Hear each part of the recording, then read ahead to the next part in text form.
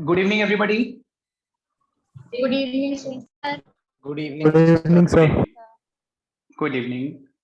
So I hope आप सभी लोग कल की क्लास में प्रेजेंट थे, और इन केस अगर कोई प्रेजेंट नहीं था तो उसने वीडियो रिकॉर्डिंग देख ली होगी। बताइए यहाँ पे जितने भी स्टूडेंट्स हैं उन सब लोगों ने कल की क्लास देख ली थी? एवरीबडी? जूही, अनन्या, आप लोग थे कल की क्लास में? कल की क्लास लेकिन रिकॉर्डिंग देखनी। चलिए एवरीबडी, चलिए मैं आपको ना एक बार रिवाइज करवा दूं, और आज की क्लास में हम थोड़ी देर में एक बहुत इंपॉर्टेंट टॉपिक स्टार्ट करेंगे, which is the present day model of an atom. वो बहुत ही इंपॉर्टेंट है, एक्सट्रीमली इंपॉर्टेंट और बहुत इंटरेस्टिंग भी है। But before that let us revise the previous topic. अभी हमारा जो लास्ट टॉपिक चल रहा है वो कंप्लीट नहीं हुआ। आप लोगों को याद होगा कल की क्लास में we started with the photoelectric effect. हमने एक बड़ा इंपॉर्टेंट टॉपिक स्टार्ट करा था, photoelectric effect, which is also known as photoemission. इस टॉपिक में मैंने आपको बताया था।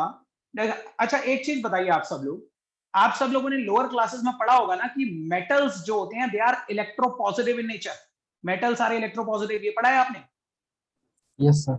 And do you all know the meaning of electropositive? सबको इलेक्ट्रोपॉजिटिव वर्ड का मतलब मालूम है? Yes. मालूम है या नहीं इलेक्ट्रोपॉजिटिव वर्ड का मतलब? Yes, sir. जो ही आपको नहीं मालूम? No, sir. इलेक्ट्रोपॉजिटिव का मतलब होता है good tendency to lose electron. जिस भी चीज में टेंडेंसी टू लूज होती है, इलेक्ट्रॉन्स आराम से लूज कर देने की टेंडेंसी होती है, उसे हम इलेक्ट्रोपॉजिटिव बोलते हैं।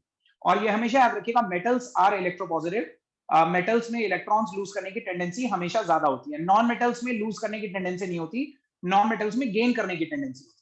लेकिन metals are very highly electropositive, they have a good tendency to lose electron. तो मैंने आपको कल की क्लास में बताया था कि अगर मान लीजिए कोई metallic surface, if we have certain metallic surface, and जब किसी भी metallic surface के ऊपर एक particular frequency की light irradiate होती है, whenever a light of a suitable frequency is irradiated over a metallic surface, then some of the electrons from that metal surface are ejected out. उस metal surface पे से कुछ electrons eject out होके बाहर चले जाते हैं। अब now the question arise कि why those electrons are ejected out? metal के electron ejected out क्यों हो जाते हैं? बिकॉज जो लाइट आप उसके ऊपर डाल रहे हैं, that light is a form of energy, that light contain energy packets called photons. तो बेसिकली आप एनर्जी हिट कर रहे हो मेटल सरफेस के ऊपर, और जब भी आप किसी मेटालिक सरफेस के ऊपर एनर्जी हिट करेंगे तो एटम के अंदर जो इलेक्ट्रॉन है, मेटल एटम्स के अंदर जो इलेक्ट्रॉन है, वो इलेक्ट्रॉन अपनी न्यूक्लियर बाइंडिंग से फ्री हो जाएंगे। Those electron will be ejected out of the atom because वो अपनी न्यूक्लियर इंटरैक्शन को ब्रेक कर देते हैं, they get free from the surface and they moves away। ठीक है, तो किसी भी मेटल सरफेस पे एक पर्टिकुलर फ्रीक्वेंसी की लाइट पड़ने से जब उसके इलेक्ट्रॉन्स इजेक्ट आउट होते हैं, तो इस इजेक्शन ऑफ इलेक्ट्रॉन को फोटो इलेक्ट्रिक इफेक्ट या फोटो एमिशन कहा जाता है। पहले तो सब लोग मुझे ये बताइए, यहाँ पे जितने भी स्टूडेंट्स प्रेजेंट हैं, क्या आपको फोटो इलेक्ट्रिक इफेक्ट इस डेफिनेशन का, इसका मीनिंग समझ में आ रहा है? Yes, sir. Yes, sir. Yes, sir. Yes, sir. Okay Yes. तो इस डेफिनेशन में तो कोई डाउट नहीं है आप लोगों को। अब मैं आज आपको इसे और डिटेल में पढ़ाऊंगा। देखिए, मैं एक बार फिर हेडिंग डाल देता हूं, फोटो इलेक्ट्रिक इफेक्ट।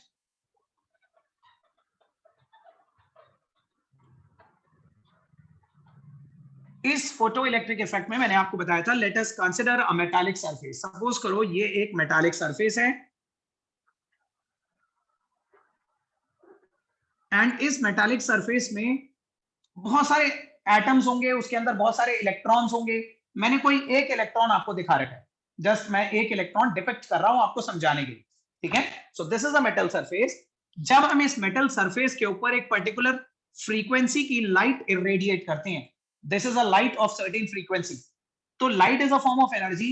इस लाइट में से इस इलेक्ट्रॉन को एनर्जी मिल जाती है, and by using that energy this electron gets freed from the surface. ये इलेक्ट्रॉन इस सरफेस पे से फ्री हो जाता है and it is ejected out. ठीक है, और इस निकलने वाले इलेक्ट्रॉन को क्या बोलते हैं बताइए हम? What do we call this electron?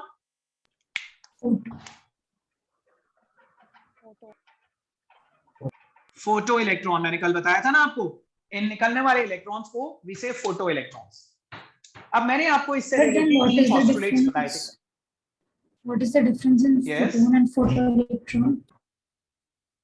Photon तो वो लाइट का एनर्जी पैकेट है जो उस पर हिट कर रहा है, एंड इलेक्ट्रॉन वो है जो मेटल सरफेस में से निकल के गया, मेटल के एटम में से जो इलेक्ट्रॉन निकला दैट इज फोटो इलेक्ट्रॉन। लेकिन photon is that energy packet, the energy bundle जो आपने हिट करा। Ishita, Okay, sir. आपने पढ़ा था ना प्लैंक्स क्वांटम थ्योरी में भी मैंने आपको पढ़ाया था कि energy is always released in the form of radiations, energy is always released in the form of quanta. आपको Yes, याद होगा sir. एनर्जी किसी भी सोर्स में से कॉन्टिन्यूअसली नहीं निकलती, डिसकॉन्टिन्यूअसली निकलती है in the form of small packets called quanta, और लाइट के केस में उस क्वांटा को हम फोटॉन्स कहते हैं। तो बेसिकली लाइट में से फोटॉन्स निकल रहे हैं। जैसे आप इमेजिन करो एक पिस्टल में से बुलेट्स निकलती है, ठीक है, तो जैसे एक पिस्टल में से एक बुलेट निकलती है, बिल्कुल वैसे ही इसके पीछे बहुत सारे फोटोन एक एक करके फायर हो रहे हैं, ठीक है, और वो फोटोन जब इस मेटल सरफेस के इलेक्ट्रॉन्स पे हिट करते हैं तो वो इलेक्ट्रॉन फ्री हो जाते हैं और उस एनर्जी से वो इलेक्ट्रॉन सरफेस को छोड़ के बाहर निकल जाते हैं। These ejected electrons are called photoelectrons. अब मैंने आपको इससे रिलेटेड 3 पोस्टुलेट्स बताए थे कल, वो सभी लोगों ने लिख लिए होंगे। क्या आप में से कोई ऐसा स्टूडेंट जो कल की क्लास में एब्सेंट था? बताइए, anybody? Yes, sir. Yes, sir. जूही के अलावा Yes, और sir. Anybody else? पुलकित, लेकिन क्या आप लोगों ने वीडियो देख ली या नहीं? सर देख ली सर, मेरे को ये जो सेकंड पोस्टुलेट है इसमें डाउट है, जैसे आपने बताया था मैं कि समझा अगर मैं समझा रहा हूं एक बार, फिर उसके बाद बताना दोबारा डाउट है, ठीक है। देखो मैंने 3 पोस्टुलेट्स बताए थे।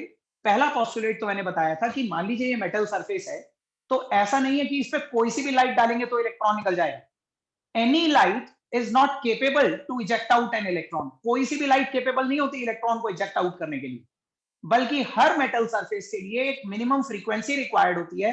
It depends upon the nature of the metal. Sodium के लिए कुछ और लाइट चाहिए होगी, पोटेशियम के सरफेस पे से इलेक्ट्रॉन निकालने के लिए किसी और तरीके की लाइट चाहिए होगी, आयरन के सरफेस पे से इलेक्ट्रॉन निकालने के लिए किसी और तरीके की लाइट चाहिए होगी।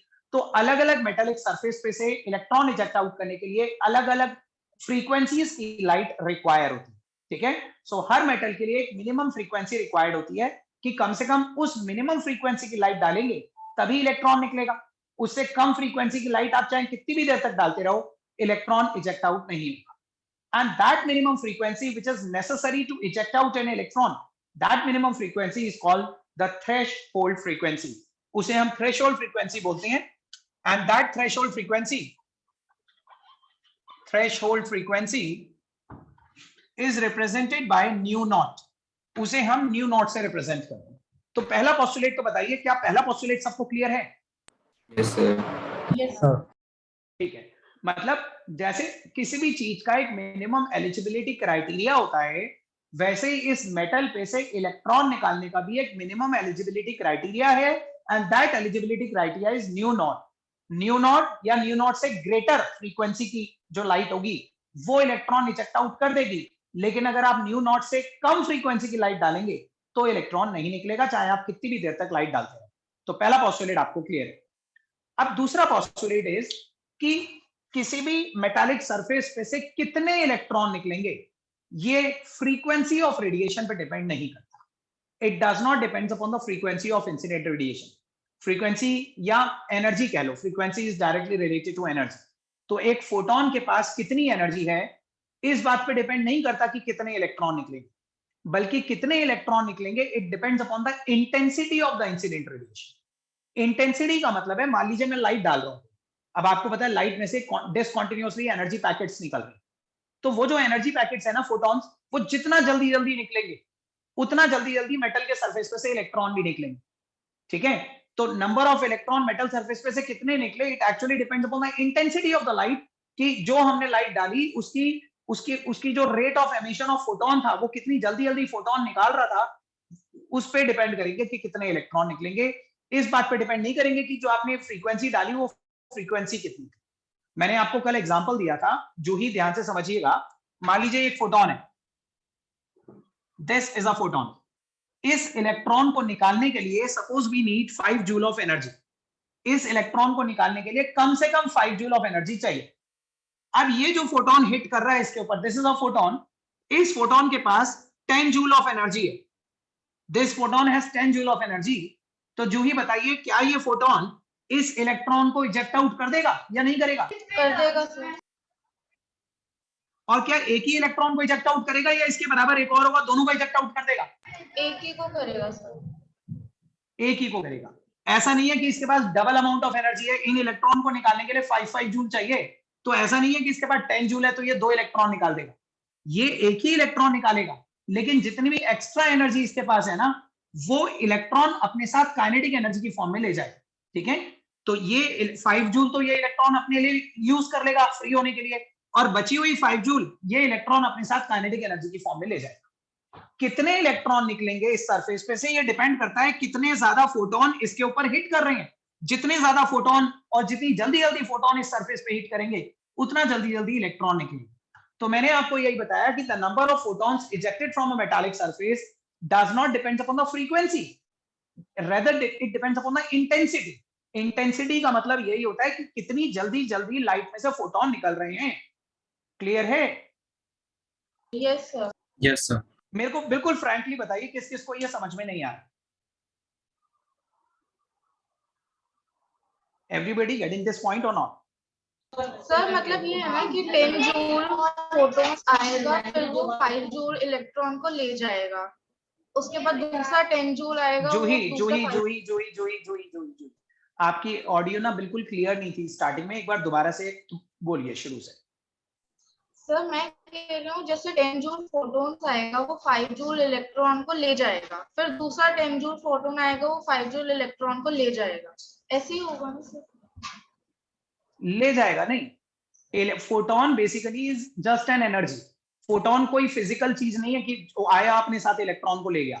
फोटोन का मतलब एक एनर्जी आई, उस एनर्जी से जितनी एनर्जी इलेक्ट्रॉन को चाहिए थी फ्री होने में उतनी तो उसने यूज कर ली, बची हुई एनर्जी इलेक्ट्रॉन अपने साथ ले गया। समझ रहे हैं आप इस चीज को? देखो जैसे मैं आपको एक जस्ट एक सिंपल एग्जांपल देता हूं आपको कॉन्सेप्ट समझाने के। जैसे स्टेन गन होती है ना AK-47, उसमें से जो बुलेट्स होती है ना वो जल्दी जल्दी जल्दी जल्दी निकलती है। पिस्टल में से एक बार में एक बुलेट निकलती है, AK-47 में से एक रैपिड फायर राउंड होता है जल्दी जल्दी। समझ रहे हैं? तो हम ये बोल रहे हैं, मान लीजिए हमारे सामने कोई एनिमीज है, ठीक है, बहुत सारे पर्सन है जिन्हें शूट करना है, तो एक गोली से एक बुलेट से एक ही पर्सन किल होगा ना? ऐसा तो नहीं हो सकता एक बुलेट से 2 पर्सन किल हो जाए। ठीक है, हमने AK-47 से बहुत सारी बुलेट निकाल दी, तो अगर अलग अलग बुलेट से अलग अलग पर्सन किल होंगे, हम ये कह रहे हैं एक बुलेट से 2 पर्सन किल नहीं हो सकते, चाहे उस बुलेट में कितनी भी इंटेंसिटी हो, उसकी कितनी भी स्पीड हो। ठीक है, तो हम यही बोल रहे हैं कि एक फोटोन से एक इलेक्ट्रॉन निकलेगा, इट डजंट मैटर कि उस फोटोन के पास एनर्जी कितनी थी। अगर ज्यादा एनर्जी भी होगी ना एक फोटोन के पास, तो भी इलेक्ट्रॉन तो एक ही निकलेगा, बची हुई एनर्जी इलेक्ट्रॉन अपने साथ ले जाएगा। कितने इलेक्ट्रॉन निकलेंगे डिपेंड करता है कितने फोटोन आप जल्दी जल्दी हिट कर रहे हो। जितने जैसे AK-47 में से जितनी ज्यादा बुलेट्स निकलेंगी उतने ज्यादा एनिमीज को आप किल कर सकते हो, हम ये कह रहे हैं। तो उस टाइप का कॉन्सेप्ट है। So I hope everybody is getting the second point on और नॉट? स्टिल बताइए सबको क्लियर है कि नहीं? Yes sir. Yes, sir. Yes, sir. ठीक है, अब तीसरा पॉइंट मैंने आपको क्या बताया था कि द काइनेटिक, तीसरा पॉइंट लिख लिया था हमने या नहीं?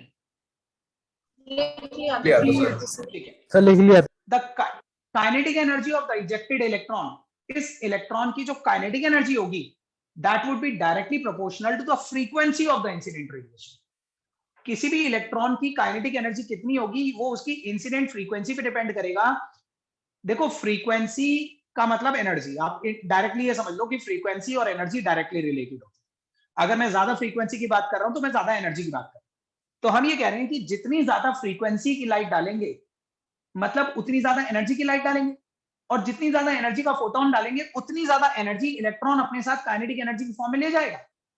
इसे तो 5 जूल ही चाहिए ना निकलने के लिए, इट रिक्वायर 5 जूल। अब अगर आप इस पे 10 जूल ऑफ एनर्जी डालते हो तो ये 5 जूल बची हुई अपने साथ ले जाएगा। लेकिन अगर मैं 15 जूल का फोटोन इस पे हिट करता हूं, 15 जूल का फोटोन इस पे हिट करता हूं, तो भी ये 5 ही यूज करेगा, 10 ले जाएगा आप अपने साथ। ठीक है, तो ये वाली एनर्जी जितनी ज्यादा होगी ना काइनेटिक एनर्जी में उतना ज्यादा ऐड होती जाएगी, बिकॉज ये तो कांस्टेंट है।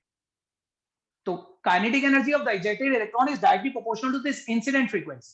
सो ये वाला पॉइंट भी सब लोगों को समझ में आया कि नहीं? Yes, sir. Yes, sir. Abhiraj, Aditi, Aditya, Yes, सबको sir. क्लियर है ना?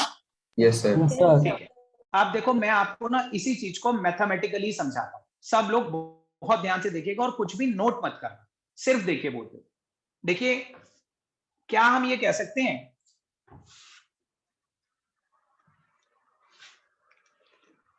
किसी भी मेटल सरफेस पे पड़ने वाली जो टोटल एनर्जी होती है, ध्यान से देखना, टोटल इंसिडेंट एनर्जी, ये जो टोटल इंसिडेंट एनर्जी आप मेटल सरफेस पे डाल रहे हो, ये टोटल इंसिडेंट एनर्जी दो पार्ट्स में यूज हो जाती है। इसमें से कुछ बाइंडिंग एनर्जी की फॉर्म में यूज हो जाती है।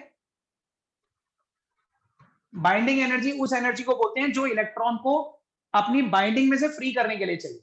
जो मिनिमम एनर्जी, ये एटम के अंदर बाइंडेड है ना, the electron is binded with in its atom, तो इस इलेक्ट्रॉन को अपने एटम में से फ्री करने के लिए जो मिनिमम एनर्जी चाहिए वो बाइंडिंग एनर्जी।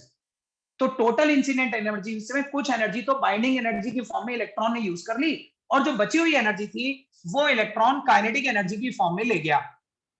तो हम ये कह रहे हैं कि the total incident energy is actually the sum total of binding energy plus kinetic energy. Binding energy वो मिनिमम एनर्जी है जो इलेक्ट्रॉन को निकलने के लिए चाहिए थी, और उसके बाद भी कुछ बची तो काइनेटिक एनर्जी की फॉर्म में अपने साथ ले गया। बताइए ये इतना क्लियर है theoretically? Yes, sir. Yes, sir. आप Yes, देखो, sir. आपको मालूम है E is equal to H nu होता है, Yes, sir. Yes, sir. ठीक है?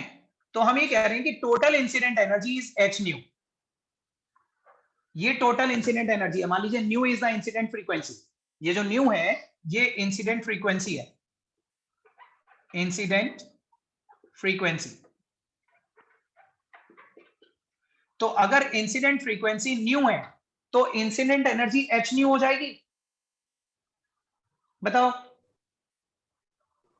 Yes, sir. Is equal to binding energy H nu naught हो जाएगी, because nu naught was the minimum frequency, तो H nu naught will be the minimum energy. बताओ। Yes, sir. Yes, sir. Plus half mv square. So I hope you are getting this formula कि total incident energy is equal to the sum total of binding energy, जो minimum frequency है उसे h से multiply कर देंगे तो minimum energy आ जाएगी जो इलेक्ट्रॉन को निकालने के लिए चाहिए, और उस मिनिमम एनर्जी के ऊपर जो भी एक्सेस एनर्जी बचेगी वो इलेक्ट्रॉन हाफ mv स्क्वायर की फॉर्म में, काइनेटिक एनर्जी की फॉर्म में अपने साथ ले जाएगा। ठीक है, ये याद रखिएगा, ये जो मिनिमम एनर्जी होती है ना, this minimum energy, this minimum binding energy is also known as work function. मैं इस बाइंडिंग एनर्जी के ऊपर लिख देता हूं वर्क फंक्शन। इस मिनिमम बाइंडिंग एनर्जी को वर्क फंक्शन भी कहते हैं, वर्क फंक्शन। ठीक है, अब देखो इस एच न्यू नॉट को मैं लेफ्ट साइड में ले आता हूं, तो ये हो जाएगा H nu minus H nu naught is equal to half mv square, और एच में कॉमन ले लेता हूं, nu minus nu naught is equal to half mv square. So this becomes the formula of the photoelectric effect. ये photoelectric effect का पूरा एक formula, एक एक्सप्रेशन होगा। तो ये नोट करिए, और everybody please tell me very frankly कि इस फॉर्मूले में कोई भी डाउट है तो, या किसी टर्म का अगर आपको मतलब नहीं मालूम तो बताओ सब लोग।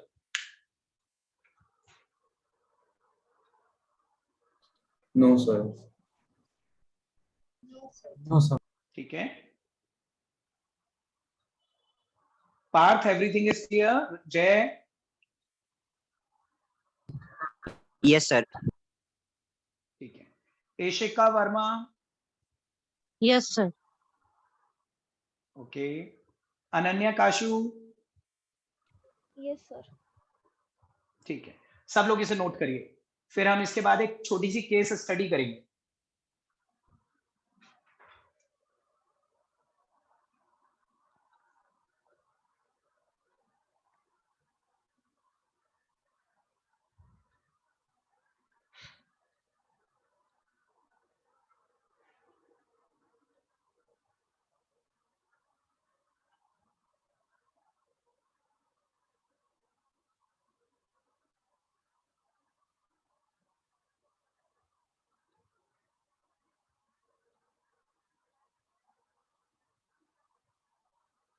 नोट करके मुझे बता दीजिएगा।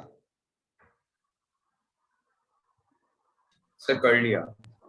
Sir, कर लिया. ठीक है, इसी के नीचे केस स्टडी हेडिंग डालिए,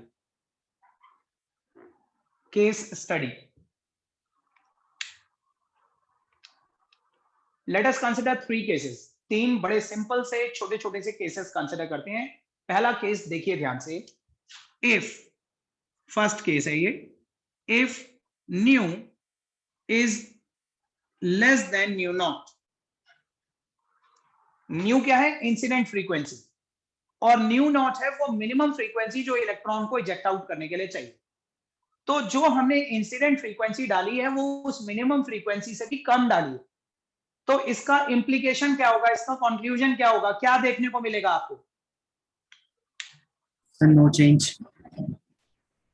मतलब क्या हम ये कह सकते हैं, if nu is less than nu naught then no photo ejection will take place? Yes sir. Yes sir. ठीक है, यस तो sir. It implies no photo ejection will take place. पहला केस लिखिए, if nu is less than nu naught it implies no photo ejection will occur. No photo ejection will occur. So पहला केस तो ये होगा कि अगर इंसिडेंट फ्रीक्वेंसी आपकी मिनिमम फ्रीक्वेंसी से ही कम है तो आप कितनी भी देर तक लाइट डालते रहो, एक भी इलेक्ट्रॉन नहीं निकलेगा। ठीक है, दूसरा केस देखिए, if nu is equal to nu naught, अगर nu equal to nu naught होगा तो बताइए देवर्पन, आप बताइए उस केस में क्या होगा? देवर्पन। So actually I was just joined. So आज थोड़ा लेट हो गया ज्वाइन होने में। कोई डाउट है आपको? ये यहाँ तक का कॉन्सेप्ट समझ में आया कि नहीं आया, पहले ये बताइए। नहीं सर, मैं just H nu minus nu naught में ही ज्वाइन किया। ओके, लेकिन कल की क्लास तो करी थी ना आपने देवर्पन? Yes sir. ठीक है, मैं एक बार फिर बता देता हूं, न्यू इज फ्रीक्वेंसी और न्यू को जब हम एच से मल्टीप्लाई कर देते हैं, H new, that becomes energy. आपको मैंने कल भी बताया था कि जो भी टोटल एनर्जी आप इस सरफेस पे डालते हो उसमें से कुछ एनर्जी इलेक्ट्रॉन अपने आप को फ्री करने के लिए ले लेता है और बची हुई एनर्जी इलेक्ट्रॉन अपने साथ काइनेटिक एनर्जी की फॉर्म में ले जाता है। ठीक है, तो मैं आपको यहाँ पे यही बता रहा हूं कि जो भी टोटल इंसिडेंट एनर्जी है उसमें से कुछ एनर्जी तो इलेक्ट्रॉन अपने आप को फ्री करने के लिए ले लेगा। The electron will use some part of that energy to free itself from its nucleus, और उसके बाद भी जो एनर्जी बचेगी वो इलेक्ट्रॉन काइनेटिक एनर्जी की फॉर्म में ले जाएगा। तो पहले तो ये फॉर्मूला देवर्पन आपको समझ में आया? Yes sir.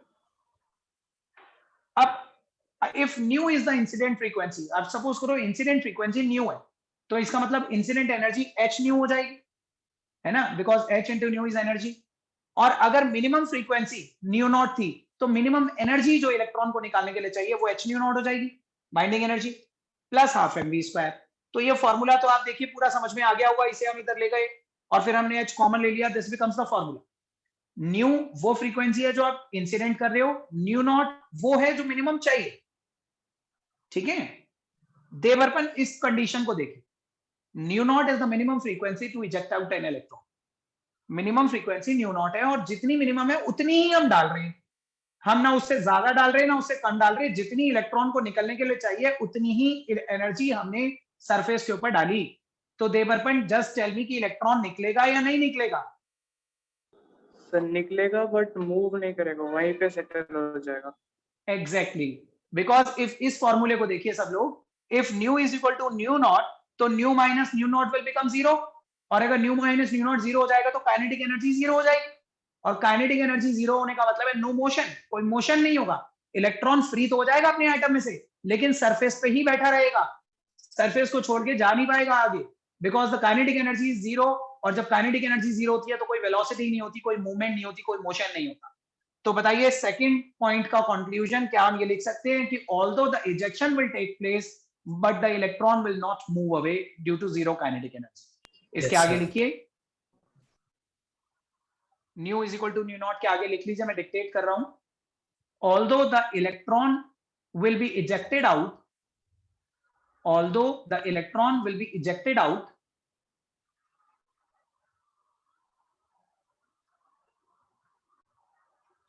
but it will just reside over the surface, it will just reside over the surface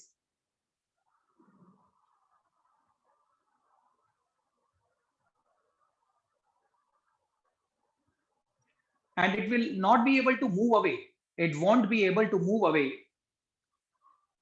It won't be able to move away. It won't be able to move away due to zero kinetic energy. It won't be able to move away due to zero kinetic energy.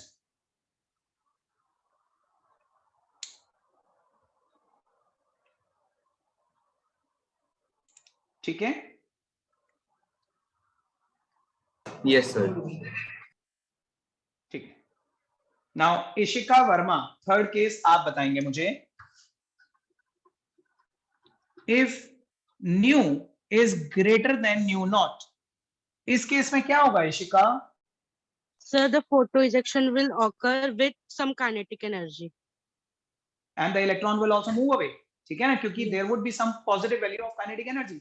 ना सिर्फ electron निकलेगा बल्कि निकल के metal के surface से दूर भी चला जाएगा. It will move away because it will have some positive value of kinetic energy. तो तीसरे केस में लिखिए, if nu is greater than nu naught, the photoelectron will take place, sorry, photoelectron नहीं, the photo ejection will take place. The photo ejection will take place. Photo ejection will take place, and the electron will also move away. The electron will also move away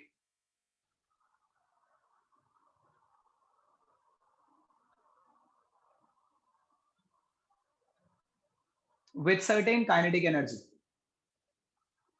With certain kinetic energy. The electron will also move away with certain kinetic energy.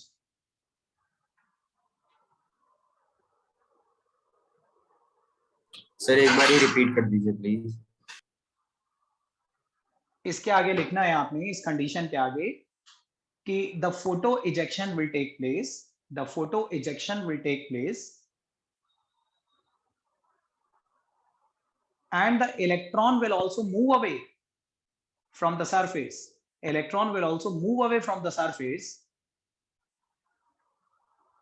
with certain kinetic energy.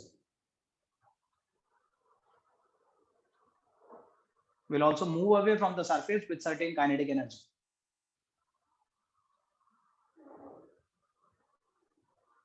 बताइए सबको समझ में आया कि नहीं? Yes, sir. Clear है? Yes, sir. Yes, sir. आप सब लोगों के पास एनसीईआरटी अवेलेबल है? Yes, Yes, sir. sir. Yes, sir. सब लोग एनसीईआरटी लीजिए. सब लोग एनसीईआरटी की बैक एक्सरसाइज निकालिए. मैं इसी टॉपिक पे बेस्ड एक बहुत इंपॉर्टेंट क्वेश्चन एनसीईआरटी में दे रखा है, वो अभी अटेम्प्ट करेंगे. एनसीईआरटी की बैक एक्सरसाइज ओपन करिए और एनसीईआरटी की बैक एक्सरसाइज में क्वेश्चन नंबर 2.12 किसी के पास एनसीईआरटी अवेलेबल नहीं है तो बताओ, फिर मैं क्वेश्चन डिक्टेट करूंगा.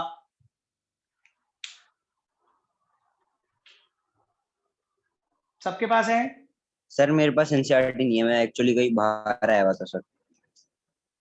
पार्थ, तो पार्थ मैं Yes. आपको क्वेश्चन डिक्टेट कर देता हूं और बाकी सब लोग क्वेश्चन नंबर 2.12 एक्सरसाइज का पढ़िए और उसे समझ के सॉल्व करने की कोशिश करिए. जिनके पास नहीं है मैं क्वेश्चन डिक्टेट कर रहा हूं, सब लोग लिखिए. Electrons are emitted with zero velocity.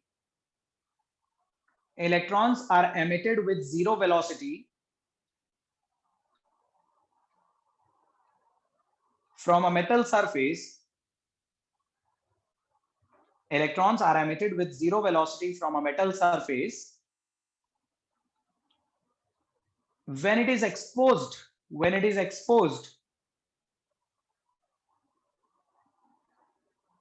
to the radiation of wavelength. When it is exposed to the radiation of wavelength,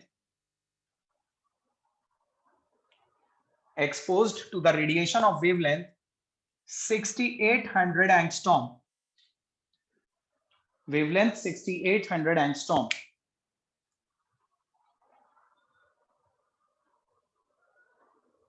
Calculate the threshold frequency and work function. Calculate the threshold frequency and work function.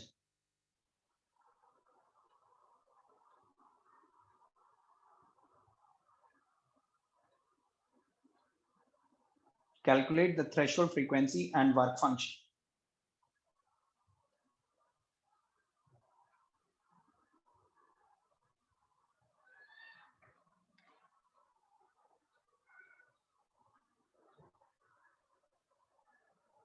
Parth question लिख लिया पूरा?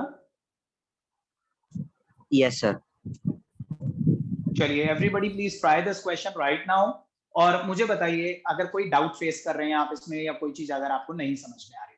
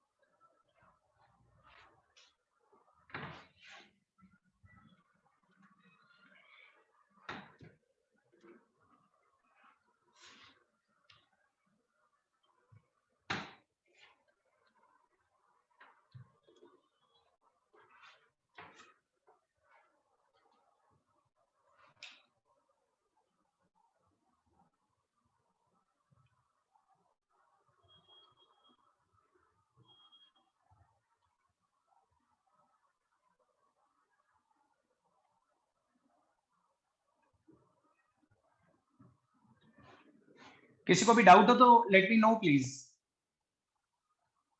किसी को भी doubt है तो बताइए।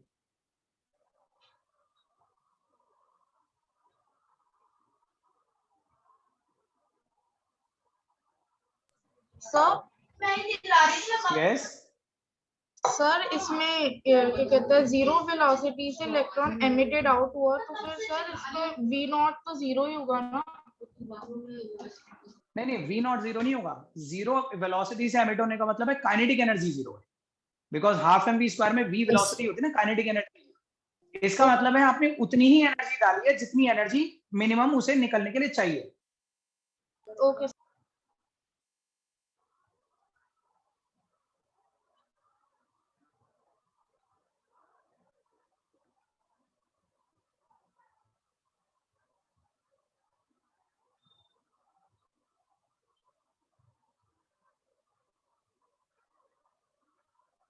Okay Ananya, आपने आंसर भेज दिया मुझे। Anybody else?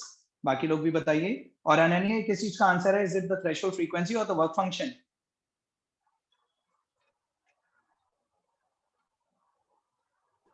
threshold frequency.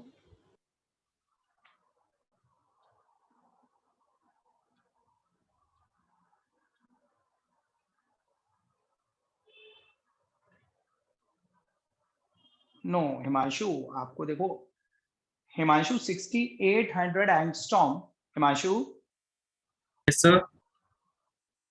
6800 angstrom is not nu naught, in fact it is lambda naught. आप देखो, आप इधर देखो सब लोग, h न्यू नॉट में nu naught is minimum frequency, but आप लोगों को पता है कि न्यू नॉट को हम ऐसे भी लिख सकते हैं h c by lambda naught, because nu is equal to c by lambda होता है। Nu is equal to c by lambda, याद होगा आपको? Yes, sir. तो न्यू नॉट को हम c बाय लैम्डा नॉट लिख सकते हैं ना। जैसे ये मिनिमम फ्रीक्वेंसी है, ये वैसे ये मिनिमम वेवलेंथ हो गई। तो ये मिनिमम वेवलेंथ आपको दे रखी है 6800 एंगस्ट्रॉम, इसकी वैल्यू आपको दे रखी है 6800 एंगस्ट्रॉम।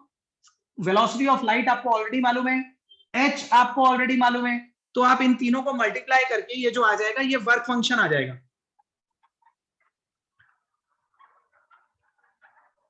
और अगर आप सिर्फ c बाय लैम्डा कैलकुलेट करते हो, c बाय लैम्डा, तो वो ये आ जाएगा nu naught, binding energy, threshold frequency.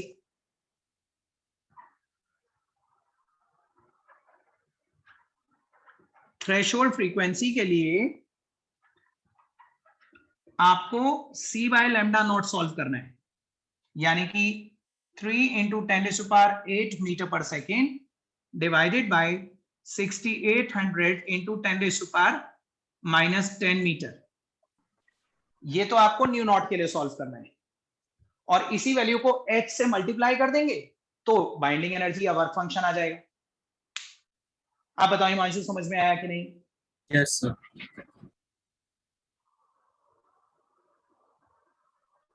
तो पहले तो मुझे थ्रेशोल्ड फ्रीक्वेंसी का आंसर बताइए सब लोग। Sir, 4.41 into 10 की power 14 per second. 4.41 into 10 raised to power 14 per Yes. second.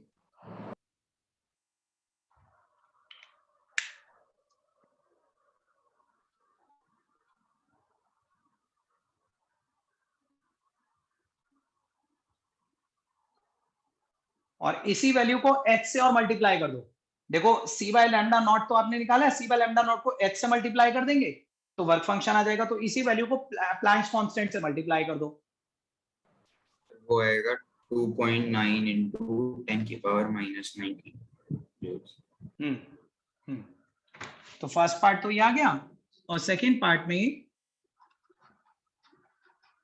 Work function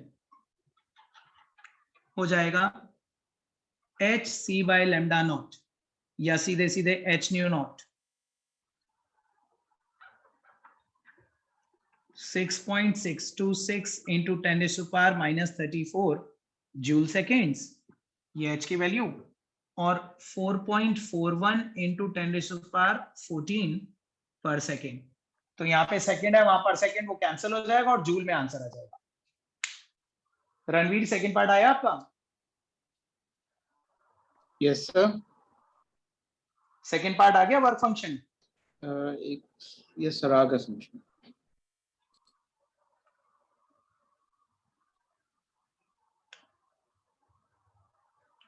So that would be 2.92 into 10 raised to power -19. Yes. Sir मैं डिस्कनेक्ट हो गई थी, मुझे एक बार ये फंक्शन थ्रेशोल्ड फ्रीक्वेंसी निकालना बता दीजिए। देखो एक बार फिर से सुनो। देखो आपको ये मालूम है work function h nu naught को बोलते हैं, ये मालूम है जूही? Yes sir. और आपको ये भी मालूम है nu is equal to c by lambda होता है? Yes sir. तो हम न्यू नॉट की जगह c बाय लैम्डा नॉट लिख सकते हैं। Yes sir. अब जैसे न्यू नॉट मिनिमम फ्रीक्वेंसी होती है, वैसे ही लैम्डा नॉट मिनिमम वेवलेंथ होगी इलेक्ट्रॉन को निकालने के लिए, जो भी मिनिमम वेवलेंथ चाहिए, और वही मिनिमम वेवलेंथ आपको गिवन है 6800 angstrom. 6800 angstrom is the minimum wavelength. ये हमें कैसे पता चला कि वो मिनिमम वेवलेंथ है? क्योंकि उतनी वेवलेंथ डालने से जीरो वेलोसिटी से इलेक्ट्रॉन निकल रहा है, तो इसका मतलब वो मिनिमम वेवलेंथ है। ठीक है, तो आप देखो इसमें जो c बाय लैम्डा है, सिर्फ c by lambda new naught के बराबर है c बाय लैम्डा। तो पहले तो हम न्यू नॉट सॉल्व कर रहे हैं c by lambda not. c की वैल्यू आपको मालूम है, velocity of light divided by 6800 angstrom. तो c बाय लैम्डा नॉट से आपको न्यू नॉट आ जाएगा। पहले बताओ जूही, आपको ये समझ में आ रहा है कि नहीं आ रहा? Yes sir. और इसी न्यू नॉट को जब हम h से मल्टीप्लाई कर देंगे, इसी वैल्यू को h से और मल्टीप्लाई कर देंगे, तो h न्यू नॉट जो आएगा वो हमारा वर्क फंक्शन आ जाएगा, जिसे आप बाइंडिंग एनर्जी भी बोलते हो।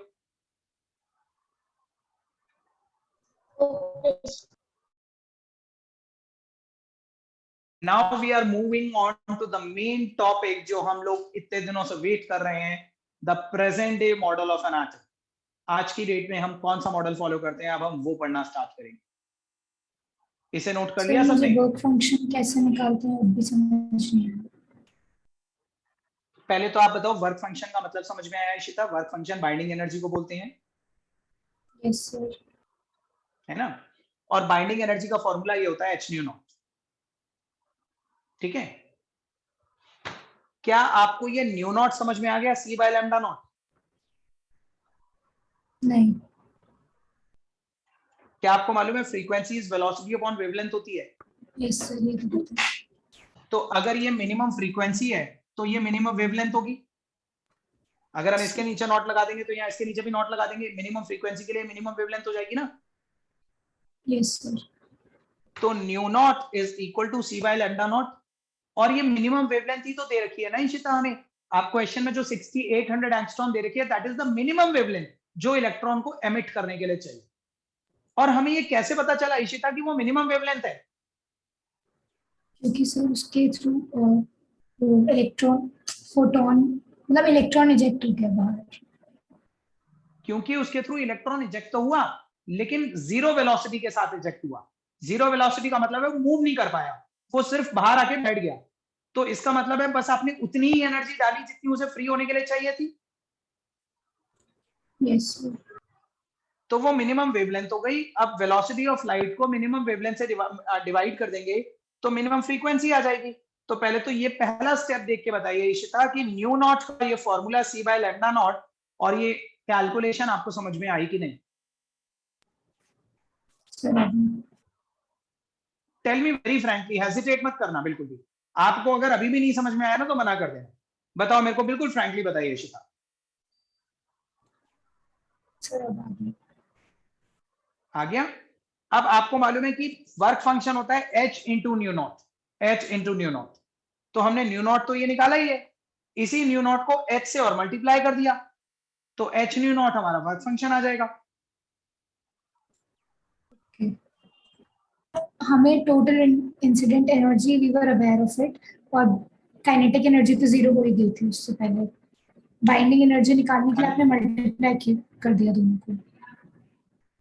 हाँ, बाइंडिंग एनर्जी निकालने के लिए हमने मिनिमम फ्रीक्वेंसी को h से मल्टीप्लाई कर दिया। ये h की वैल्यू है 6.626। यस सर, ठीक है। और इसे नोट कर लिया आपने इशिता? यस सर, कर लिया। ठीक है, सब लोगों ने नोट कर लिया ना? Now let us move on to the next topic, which is a very important topic.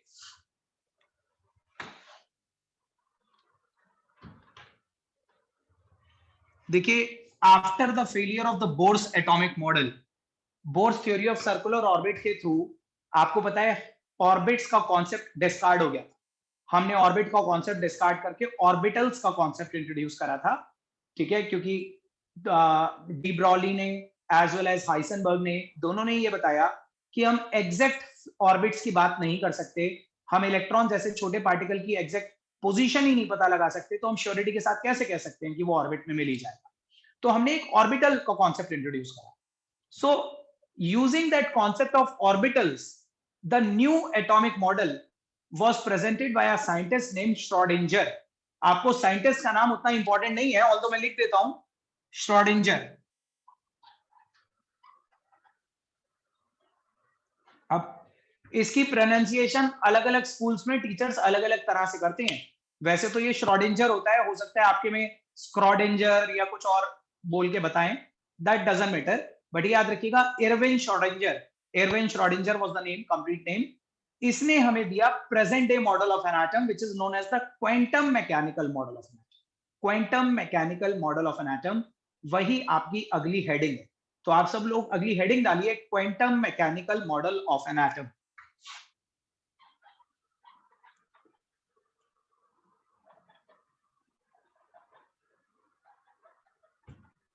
Quantum mechanical model of an atom.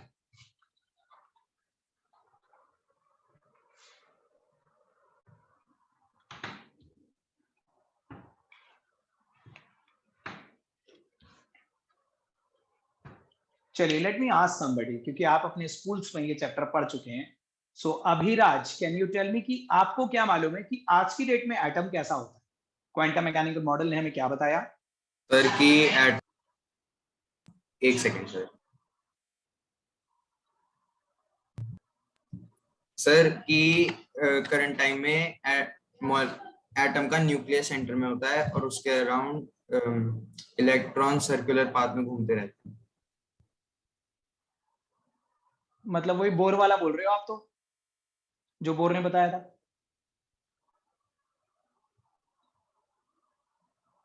बोलो अभिराज। Anybody else? कोई और मुझे कुछ बताएगा? आपने स्कूल में क्या पढ़ा quantum mechanical model of an atom के बारे में? Ananya Sharma, do you know something? No sir. क्यों, स्कूल में नहीं पढ़ा?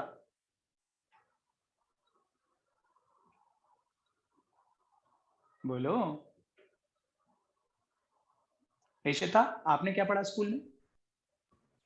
सर पॉजिटिव चार्ज जो होता है वो सेंटर में अकोमोडेटेड होता है और उसके अराउंड एक ओरिजिन में इलेक्ट्रॉन्स एक पर्टिकुलर रीजन में एक ring kind of a structure is there जो इलेक्ट्रॉन्स फॉर्म करते हैं around the nucleus of the atom. चलो मैं बताता हूँ आपको। देखिए सब टीचर्स का पढ़ाने का तरीका अलग अलग होता है। मैं जो यहाँ पे बताने जा रहा हूँ ना, आई वांट कि आप उसकी एक विजुअलाइजेशन अपने माइंड में डेवलप करें, ठीक है। मैं ऑल्दो जितना बेस्ट पॉसिबल हो सकेगा ड्रॉ भी करके समझाऊंगा आपको, but you need to draw visualisation in your mind. ये याद रखिएगा, आज की जो बोर्ड्स का मॉडल है ना, बोर्ड्स के मॉडल में आपने क्या पढ़ा? बोर्ड्स के मॉडल के हिसाब से आप लोगों को ये पता है कि एटम एक बॉल की तरह होता है। Atom is just like a spherical ball, जिसके सेंटर में न्यूक्लियस होता है और न्यूक्लियस के अराउंड बहुत सारी खाली जगह होती है। उस खाली जगह में सर्कुलर ऑर्बिट्स में इलेक्ट्रॉन रिवॉल्व करता है। बाहर से देखने में एक बॉल की तरह होता है। क्वांटम मैकेनिकल मॉडल में क्या बताया गया वो ध्यान से सुनना पहले, फिर मैं इसे ड्रॉ भी करूंगा। According to the quantum mechanical model, atom के अंदर सेवन कंसेंट्रिक स्फीयर्स होते हैं। 7 कंसेंट्रिक स्फीयर। कंसेंट्रिक का मतलब समझते हो? जिनका सेंटर कॉमन है, ठीक है। मतलब एक बहुत बड़ी सी बॉल है, बहुत बड़ी सी बॉल है, उस बॉल के अंदर एक और बॉल, उसके अंदर एक और बॉल है, उसके अंदर एक और बॉल है, ऐसे एक के अंदर एक के अंदर एक के अंदर करके 7 बॉल्स, ठीक है। So there are 7 concentric spheres.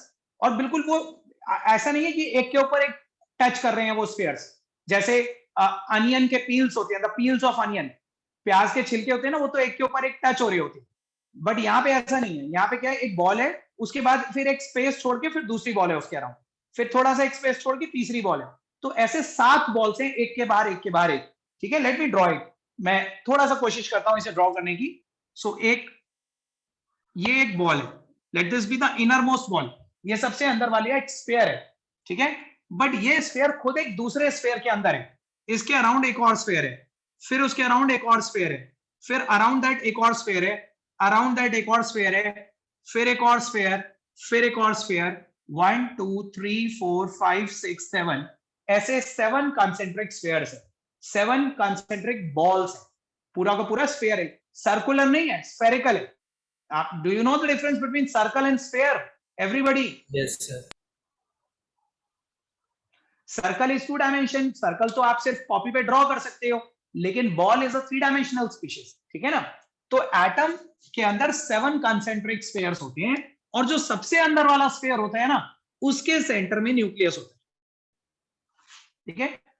अब ये याद रखिएगा, the outer boundary of each of these spheres, her sphere की जो आउटर कवरिंग है, जैसे मेरे हाथ में ये बॉल है, तो इस बॉल का ये जो बाहर का सरफेस है ना, the surface of this ball, the outer covering of this ball, इस कवरिंग को शेल बोलते हैं, शेल, ठीक है। तो ये याद रखिएगा, ये जो पहली वाली बॉल है, इसका जो कवर है, इसके जो आउटर सरफेस है, वो n = 1 शेल है, दिस इज n = 2, n = 3। तो मैं यहाँ पे लिख भी देता हूं कि दिस इज 1 2 3 4 5 6 7। तो क्वांटम मैकेनिकल मॉडल के अकॉर्डिंग एटम के अंदर 7 कंसेंट्रिक स्फीयर्स होते हैं, और हर स्फीयर की जो आउटर बाउंड्री होती है, उस बाउंड्री को शेल कहा जाता है। लेकिन the electrons are not present over the shell. Electron जो है वो शेल के ऊपर नहीं घूम रहे। देखिए, जैसा बोर ने हमें बताया था, बोर ने हमें सर्कुलर ऑर्बिट की बात करी। Circle is just a 2 dimensional thing. एक सर्कल में तो इलेक्ट्रॉन घूम सकता है, लेकिन एक स्फीयर के सरफेस पे थोड़ी ना इलेक्ट्रॉन घूम सकता है। ये तो पूरा एक सरफेस है ऑल अराउंड, इसके सरफेस पे थोड़ी ना इलेक्ट्रॉन होगा। तो ये याद रखिएगा, ये जो सरफेस है ना, ये जो कवर है पहली बॉल का, इस शेल के अंदर जो खाली जगह पड़ी हुई है, उस खाली जगह में इलेक्ट्रॉन है। शेल के ऊपर इलेक्ट्रॉन नहीं है, शेल के अंदर इलेक्ट्रॉन, ठीक है। तो इसी फर्स्ट शेल के जो भी इलेक्ट्रॉन होंगे वो फर्स्ट शेल के अंदर होंगे, सेकंड शेल के जो भी इलेक्ट्रॉन होंगे वो सेकंड शेल के अंदर जो खाली जगह है उसमें होंगे, थर्ड शेल के अंदर जो खाली जगह है उसमें इलेक्ट्रॉन होंगे। तो अब हम ऑर्बिट्स की बात नहीं कर रहे, ऑर्बिट में इलेक्ट्रॉन नहीं है, बल्कि ऑर्बिट इनफैक्ट कुछ है ही नहीं यहाँ पे। प्रेजेंट डे मॉडल के हिसाब से there is nothing called orbit. यहाँ पे तो बड़े बड़े बॉल्स हैं, शेल्स हैं। हर शेल की जो आउटर कवरिंग है, जो आउटर कवर है, उसे हम शेल कह रहे हैं, और शेल के अंदर जो खाली जगह है ना, उस खाली जगह में इलेक्ट्रॉन्स हैं। इतना समझ रहे हो आप? एक विजुअलाइजेशन डेवलप हो रही है माइंड में। सुनते जाओ, बहुत कॉम्प्लिकेटेड है, कॉम्प्लिकेटेड है। देखो, अब ये याद रखिएगा, हर एक शेल के अंदर जो खाली जगह है ना, जैसे फर्स्ट शेल के अंदर ये न्यूक्लियस से लेके फर्स्ट वाले की बाउंड्री तक ये खाली जगह है। इसी तरह से फर्स्ट शेल की बाउंड्री और सेकंड शेल की बाउंड्री के बीच में जितना भी वैकेंट स्पेस है, सेकंड शेल की बाउंड्री और थर्ड शेल की बाउंड्री में जो भी वैकेंट स्पेस है, तो हर शेल के अंदर की जो खाली जगह है, उस खाली जगह को हमने सब शेल्स में डिवाइड कर रखा है। The space inside each shell has been divided into sub shells. ठीक है, पूरे एटम में आज की डेट में जितना स्ट्रक्चर आपको पढ़ाया जा रहा है पूरे एटम में 4 तरह की सब शेल्स आपको पढ़ाई जाएंगी। 4 तरह की सब शेल्स होंगी, S, P, D and F. 4 तरह की सब शेल्स में आपको पढ़ाऊंगा। हर शेल के अंदर जो रीजन है उन्हें हमने सब शेल्स में डिवाइड कर रखा है। 1 के अंदर जो पूरा खाली रीजन है ना, पहली वाली शेल के अंदर का पूरा region, the entire region within the first shell, इस पूरे रीजन को एस सब शेल बोलते हैं। हमने इसे नाम दे रखा है S region, S sub shell. लेकिन सेकेंड शेल के अंदर का जो रीजन है, फर्स्ट की बाउंड्री और सेकेंड की बाउंड्री के बीच का ये जो पूरा खाली रीजन है, इस पूरे खाली रीजन को हमने 2 सब रीजन में डिवाइड कर रखा है। This entire region has been divided into 2 parts, आधा एस है और बाकी का आधा पी है। सेकंड के अंदर एस भी आ रहा है, पी भी आ रहा है, S sub shell and P sub shell. तो सेकंड के अंदर का पूरा रीजन 2 पार्ट्स में डिवाइडेड है, S sub shell and P sub shell. इसी तरह से थर्ड शेल के अंदर का जो पूरा रीजन है, सेकंड शेल की बाउंड्री और थर्ड शेल की बाउंड्री के बीच का पूरा एंटायर रीजन, इस पूरे एंटायर रीजन को हमने 3 सब शेल्स में डिवाइड कर रखा है, एस, पी एंड डी। ठीक है, एस, पी, डी। ठीक है, एक एक रीजन बढ़ता जा रहा है। आप देखो पहले वाले के अंदर सिर्फ एस था, दूसरे वाले में आधा एस हो गया, आधा पी हो गया, तीसरे वाले में एस, पी के साथ डी भी आ गया। अब ये जो फोर्थ वाली शेल है, फोर्थ वाली शेल के अंदर का जो पूरा खाली रीजन है, that has been divided into 4 sub shells, S, P, D और एफ। इसके अंदर चारों सब रीजन, सब शेल्स हैं। ठीक है, फिर उसके बाद जो फिफ्थ शेल है ना, fifth shell is similar to the fourth shell. Fifth shell fourth की तरह ही होती है। फिफ्थ के अंदर भी यही 4 सब रीजन हैं, एस, पी, डी और एफ। फिर सिक्स्थ के अंदर एक रीजन कम हो जाएगा, sixth is just like third, इसके अंदर एस है, पी है, डी है, और 7 के अंदर एक और कम हो जाएगा, seventh is just like second, इसके अंदर एस है और पी। ठीक है, 4 तरह के सब शेल्स होते हैं, S, P, D and F. आपको ये याद रखना है किस शेल के अंदर कौन कौन से होते हैं। फर्स्ट के अंदर सिर्फ एस होता है, सेकंड के अंदर एस और पी, थर्ड के अंदर एस, पी, डी, फोर्थ के अंदर एस, पी, डी, एफ। फिर वही चीज रिवर्ट होती है, फिफ्थ बिल्कुल फोर्थ जैसा ही होता है, फिर फिफ्थ के आगे सिक्स्थ थर्ड जैसा होता है, सेवंथ सेकंड जैसा होता है। ठीक है, तो एटम के अंदर 7 concentric spheres होते हैं। The boundary of each sphere is known as a shell, but the electrons are not over the shells. In fact, they are inside the shells. अब इलेक्ट्रॉन शेल के अंदर भी कहां होते हैं वो मैं अभी आपको बताऊं, लेकिन पहले याद रखिए हर शेल के अंदर का जो पूरा एंटायर खाली रीजन है उसे हमने सब रीजन्स में डिवाइड कर रखा है, सब शेल्स में डिवाइड कर रखा है, S, P, D and F. लेकिन आपको ये याद रखना है किसके अंदर कौन कौन सी सब शेल्स होती है। सभी के अंदर चारों नहीं होती, ऐसा नहीं है कि एस, पी, डी, एफ सभी के अंदर मिलेंगी। चारों तो बस आपको फोर्थ में मिलेंगी और फिफ्थ में मिलेंगी। फोर्थ शेल के अंदर एस, पी, डी, एफ चारों होंगे, फिफ्थ के अंदर भी एस, पी, डी, एफ चारों होंगे। उससे पहले थर्ड में 3 होंगे, एस, पी, डी, सिक्स्थ में भी 3 होंगे, सेकंड में 2 होंगे, एस और पी, सेवंथ में भी 2 होंगे, फर्स्ट वाले में सिर्फ 1 होगा। इतना क्लियर है? आप ध्यान से सुनिए। अब ये आप ना आज ये ड्रॉ भी मत करिएगा, मैं नेक्स्ट क्लास में इसे और थोड़ा सा और क्लीनली और नीटली बनाऊंगा, प्रॉपर्ली ड्रॉ करने लायक, तब ड्रॉ करेंगे। अभी आप सिर्फ समझिए।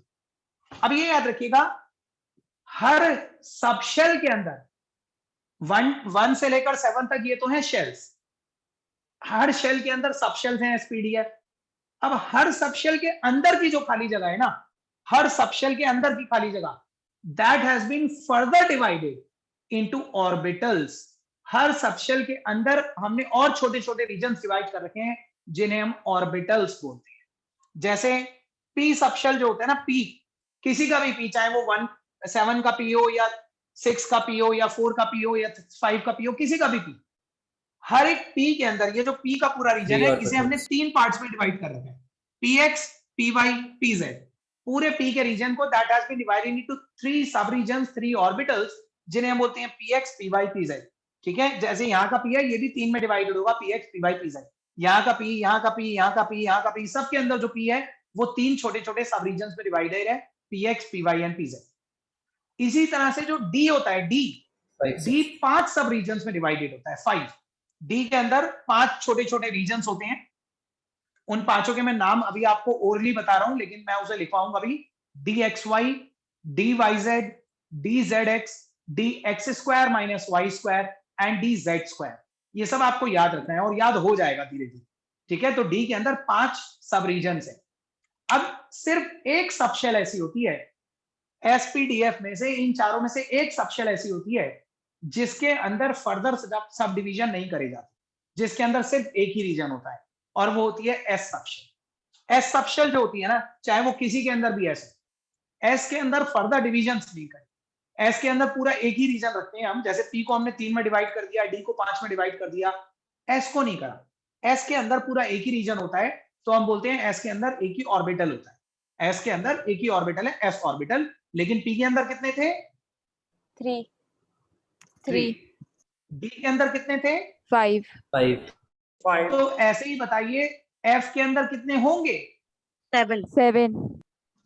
क्योंकि ऑड नंबर का पैटर्न चल रहा है। इसके अंदर 1, फिर पी के अंदर 3, फिर डी के अंदर 5 और एफ के अंदर 7, ठीक है। तो ये याद रखिएगा। देखो मैं लिखता हूं यहाँ पे, सबसे पहले होती है शेल, ये जो आउटर कवरिंग है ये होती है शेल। फिर शेल के अंदर होती है सबशेल। सबशेल हम बोलते हैं एस, पी, डी और एफ को। फिर सबशेल के अंदर होते हैं ऑर्बिटल्स। सबशेल के अंदर ऑर्बिटल्स होते हैं, और ऑर्बिटल के अंदर 2 इलेक्ट्रॉन होते हैं। हर ऑर्बिटल के अंदर 2 इलेक्ट्रॉन होते हैं, ठीक है। मैं 2 मिनट और लूंगा। अब जरा आप मेन चीज समझिए, जो मैंने आपको बताया वो मैं आपसे पूछ रहा हूं। सब लोग अपने आप को अनम्यूट करके मुझे बताइएगा जितना मैं पूछ रहा हूं। बताइए फर्स्ट शेल के अंदर कितने सबशेल्स होते हैं? 0। फर्स्ट शेल के अंदर कितने सबशेल्स होते हैं? 1। S subshell. उस एस सबशेल के अंदर कितने ऑर्बिटल होते हैं? 1। क्योंकि मैंने बताया ना एस को हम पूरा एक ही रीजन रखते हैं, तो एस सबशेल के अंदर एक ही ऑर्बिटल है, और उस एक ऑर्बिटल में कितने इलेक्ट्रॉन आ जाएंगे? 2। तो इसका मतलब पूरी फर्स्ट शेल के अंदर 2 इलेक्ट्रॉन आ सकते हैं। पूरी फर्स्ट शेल के अंदर मैक्सिमम 2 इलेक्ट्रॉन आ सकते हैं, है ना। अब बताओ सेकंड शेल के अंदर कितने सबशेल्स हैं? 2। एक है और एक पी। अब सोचो टोटल ऑर्बिटल कितने हैं? 4, क्योंकि 3 पी के और एक एस का, एक एस का होगा और 3 पी के होंगे, टोटल 4 ऑर्बिटल हो गए। तो 4 ऑर्बिटल मतलब कितने इलेक्ट्रॉन? 8 इलेक्ट्रॉन। तो सेकेंड शेल में 8 इलेक्ट्रॉन आएंगे, ठीक है। थर्ड शेल के अंदर सबशेल्स कितने हैं? 3 सबशेल्स। और ऑर्बिटल 9 है ऑर्बिटल। 9। डी में 5, पी में 3 और एस में 1, तो 1 + 3 + 5 becomes 9, और 9 ऑर्बिटल में 18 इलेक्ट्रॉन आ जाएंगे, 18 इलेक्ट्रॉन, है ना। तो इसमें 18 इलेक्ट्रॉन आ जाएंगे। तो देखिए वही वाला पैटर्न है जो आप इलेक्ट्रॉनिक कॉन्फ़िगरेशन लिखते थे ना 2 8 18 करके, वैसा ही पैटर्न आ रहा है कि पहली शेल में 2 इलेक्ट्रॉन, दूसरी शेल में 8 इलेक्ट्रॉन, थर्ड शेल में 18 इलेक्ट्रॉन। अब फोर्थ शेल में टोटल ऑर्बिटल बताओ कितने हैं? रणवीर आप बताओ, और कोई नहीं, Ranveer. Yes, sir. Total orbital fourth shell में? Sir, total orbitals in 4 shell. अच्छा टोटल सबशेल्स बताओ कितनी है? सबशेल तो यहाँ पे दिख रही है, मैंने बना रखी है। Yes, sir. सबशेल कितनी है?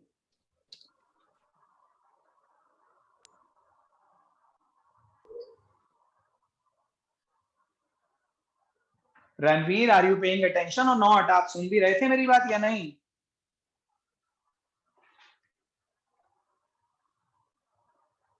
Okay, Ranveer has left the class. Okay, that's good. Ishita आप बताइए फोर्थ शेल में टोटल ऑर्बिटल कितने हैं? ऑर्बिटल सर 4 नहीं। अच्छा नहीं, ऑर्बिटल नहीं, सबशेल्स हैं ये तो 4 एस पी डी एफ, ये 8 सबशेल। क्या 4 सबशेल है? 4 सबशेल्स है ना, एस पी डी एफ। इन सब के ऑर्बिटल ऐड करो ना, टोटल कितने हो जाएंगे? 16 ऑर्बिटल्स, क्योंकि एफ में 7 होते हैं, डी में 5 होते हैं, पी में 3 होते हैं और एस में 1 होता है। टोटल 16 ऑर्बिटल्स हो जाएंगे। और 16 ऑर्बिटल का मतलब इलेक्ट्रॉन कितने हो जाएंगे? 32। 32। और ऐसे ही 32 इसमें भी होंगे because 4 and Yes, 5 are sir. Same. इसमें 18 18 होंगे because 6 is similar to third, and इसमें 8 होंगे because 7th is similar to second. तो पूरे एटम में टोटल कितने इलेक्ट्रॉन आ सकते हैं? 2 + 8 + 18 + 32 + 32 + 18 + 8, टोटल होगा 118।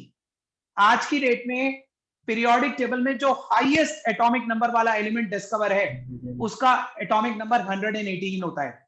118 एटॉमिक नंबर का मतलब है 118 इलेक्ट्रॉन अंदर भरे जा सके। जिस दिन 119th वाला एलिमेंट डिस्कवर हो जाएगा ना, उस दिन हम इसी के अंदर और जगह पढ़ाएंगे आपको। मैं आज भी एटम आपको पूरा नहीं पढ़ा रहा, एटम आपको सिर्फ उतना पढ़ाया जा रहा है जितना आज की डेट में एलिमेंट डिस्कवर हुए हैं। जब नए नए एलिमेंट डिस्कवर होंगे तो इसके अंदर और भी ऑर्बिटल्स होते हैं, और भी सबशेल्स होती हैं, वो भी पढ़ाई जाएंगी आपको आने वाले टाइम। समझ रहे हो? आपको धीरे धीरे समझ में आएगा। ये बहुत इंटरेस्टिंग है। मैं इसे आज कंटिन्यू नहीं कर सकता टाइम की लिमिटेशन होने की वजह से, but will continue in the next class. शुरू से सर, एक बताऊंगा, doubt सारी है। चीजें लिखवाऊंगा। हाँ बोलो।